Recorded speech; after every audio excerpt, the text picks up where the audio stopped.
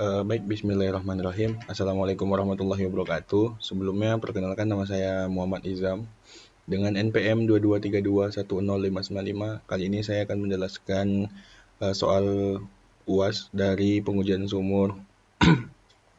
Terkhusus di soal pertama itu tentang pressure down test, dan juga soal kedua nanti itu tentang pressure build up test.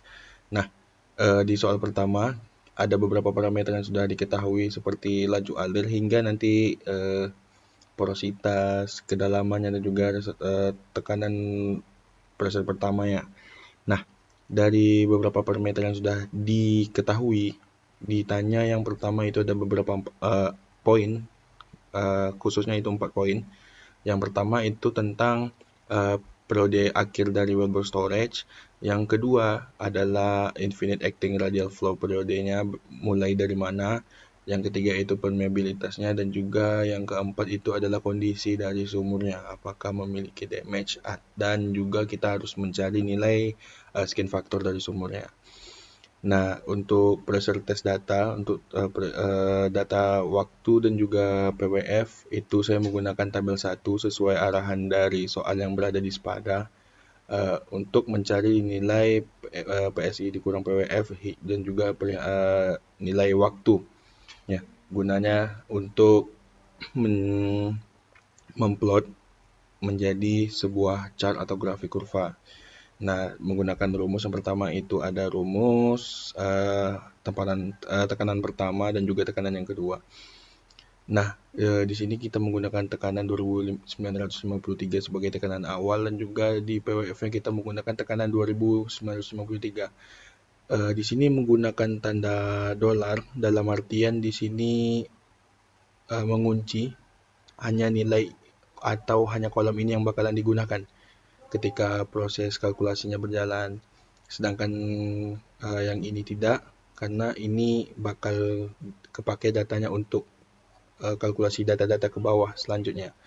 Oke, di sini menghasilkan nilai 0 hingga 1366, dan juga dari waktunya 0 hingga 982,69. Dari 4 poin yang pertama tadi itu kita kalkulasikan untuk menjadikan sebuah grafik chart atau kurva untuk mencari nilai dari Weber storage dan juga nilai dari infinite acting radial flow-nya mulai dari mana. Sebelumnya kita harus mengetahui dulu apa arti dari Weber storage-nya. Weber storage ini berakhir di titik yang terlihat jelas ketika kita tarik sebuah garis lurus di pada grafik ini. Titik yang terakhir menyentuh pada garis lurus inilah yang disebut dengan Weber storage.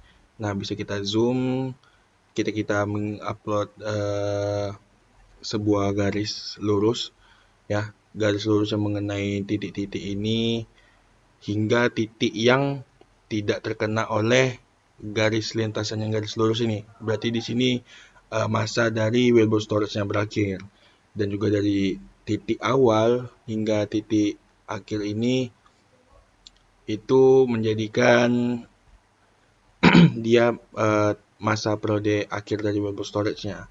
Dan juga kita harus mencari nilai yang menjadikan infinite acting radial flow-nya itu mulai dari mana.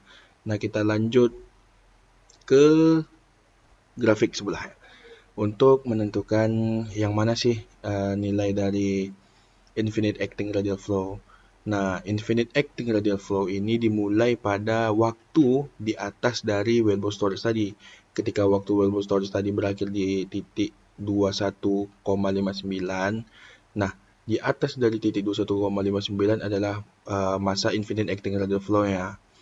Nah, bisa dilihat ketika dia udah sedikit melengkung dan juga sedikit konstan hingga akhir, itu sudah menandakan bahwa dia masuk ke zona infinite acting radial flow-nya. Oke, di fase transisi dari Weber storage dan juga infinite acting radial flow-nya, itu adalah periode peralihan dari dominasi Weber storage menuju pola aliran radial, di mana awal dari infinite acting radial flow tadi itu ditandain dengan kurva derivatif yang tekanannya itu sejajar dengan sumbu waktu atau yang membentuk horizontal, yang mencerminkan aliran tersebut radial tanpa batas mulai yang mendominasi. Nah, pada periode infinite acting radial flow tadi ini adalah aliran radial tanpa batas yang mendominasi dan juga berpengaruh bubble storage setelah berakhir sepenuhnya. Periode infinite acting radial flow ini sangat penting itu untuk menentukan parameter-parameter yang berada di reservoir seperti permeabilitas atau skin factor dari sebuah reservoir, ya. Selanjutnya kita menentukan poin yang ketiga yang ingin ditanya, yaitu permeabilitasnya. Nah, terkait permeabilitas, kita yang pertama ada terkait tentang pressure dan juga waktu. Untuk PWF pertama, itu waktunya 10 jam, 10 hours. Dan juga dengan nilai tekanan di sini 2693. PWF satunya sebesar 2693 dan juga PWF yang kedua itu berada di titik 1828 dengan waktu 100 jam. Nah, dari data tersebut kita bisa menentukan nih nilai slope atau nilai MN terlebih dahulu. Lalu kita mencari menggunakan rumus ini, ya, rumus yang sama dengan yang ini. Lalu kita cari nilai permeabilitasnya menggunakan rumus yang ini, sama juga dengan yang ini. Dan juga kita bisa mencari nilai dari skin factornya menggunakan rumus ini. Kita upload, kita menggunakan rumusnya di Excel menggunakan kolom-kolom yang sudah ditentukan oleh rumusnya. Ya, di sini kita klik enter, maka hasilnya akan menjadi minus 12,6329.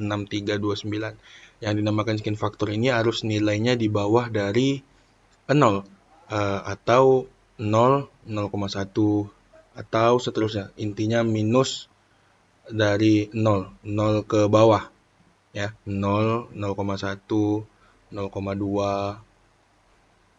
Mohon maaf. Dari nilai 0 hingga nilai minus, ya, minus ke 0. Maksudnya seperti itu. Nah, next kita udah menjawab dari 4 perihal yang bertanya. Yang pertama tentang web storage-nya berakhir di mana, terus metode infinite acting radial flow-nya bermulai dari mana. Dan juga yang ketiga itu ada permeabilitasnya, serta yang keempat adalah kondisi dari sumurnya sehingga kita bisa mencari nilai dari skin factor. Lanjut ke soal nomor 2 tentang build up test, pressure build up test. Nah, di sini ada beberapa parameter yang diketahui di soal. Ketika udah kita simbolkan di sini laju alir hingga yang PWF dan juga lama dari waktu productionnya. Di sini kita menggunakan pressure data, di mana pressure data ini didapat saya menggunakan tabel 4 sesuai dengan arahan yang di sepada. Nah, dari soal yang nomor 2 hanya 3 yang ditanya. Yang pertama, flow regime yang terjadi di sumur ketika build up test. Lalu yang kedua, permeabilitas dari reservoirnya, dan yang ketiga adalah mencari nilai dari skin factornya. Nah, untuk yang pertama, berdasarkan analisis yang pilihlah flow regime yang terjadi di sumur ini ketika build up test. Sebelumnya kita harus mengetahui dulu flow regime ini adalah apa gitu. Flow regime ini adalah konteks pressure build up test yang mana analisis pola aliran yang terjadi di dalam reservoir selama pengujian tekanan. Pengujian ini dilakukan untuk mengevaluasi karakteristik reservoir dan juga produktivitas sumur dan juga mengamati perubahan tekanan yang seiring waktu yang telah diberi di perhentian aliran. Nah, analisis flow regime sangat penting karena membantu dalam menentukan parameter reservoir seperti permeabilitas dan faktor kerusakan formasi. Dengan memplot perubahan tekanan terhadap waktu, flow regime pada pressure build up test memberikan wawasan yang mendalam tentang perilaku aliran fluida di dalam reservoir yang esensial untuk perencanaan dan juga pengelolaan minyak dan gas. Nah, di sini titik flow regime adalah titik di mana kita mulai menemukan titik belok. Ya, kita kalau tarik garis lurus titik beloknya di sini. Yang di sini bernilai 1034,27. Dan juga kita bisa menentukan nilai dari tekanan PWS yang pertama dan juga PWS yang kedua di waktu 30 jam, 30 hours dan juga 40 hours. Lalu yang dari pertanyaan yang kedua tadi itu, tentang permeabilitas dari reservoirnya. Jadi permeabilitas dari reservoir yang pertama itu tekanannya itu sebesar 1000. ya.